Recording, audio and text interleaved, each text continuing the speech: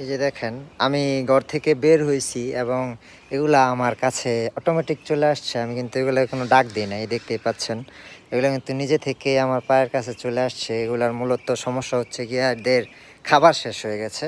তো দেখতেই পাচ্ছেন এখানে এদের খাবার দেওয়া থাকে, তো এটা শেষ হয়ে গেছে, যার জন্য এগুলা এই যে আমার এই যে কি শুরু করছে দেখছেন, এই যে এই যে মানে এদের এখন খাবার দিতে হবে, না দিলে যতক্ষণ না দিব ততক্ষণ হয়তো আমার ঘরে ঢুকবে, নয়তো আমার পায়ের আশেপাশেই ঘুরঘুর করবে।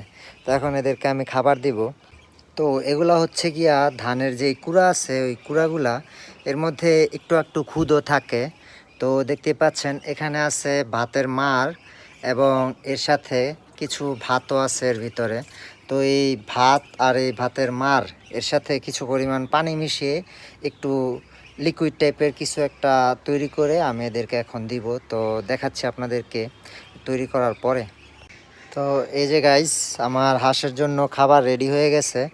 তো দেখতেই পাচ্ছেন এই যে হাঁসগুলা, এই যে দেখেন খাবার কিন্তু দিয়ে দিছি এবং তারাও চলে আসছে। আর এই যে এটা হচ্ছে গিয়ে একটা মোরগ, গলাছিলা মোরগ, এটা কিন্তু হাঁসের সাথে থাকতে থাকতে একদম হাঁসের মতোই খাবার খাওয়া শুরু করে দিয়েছে।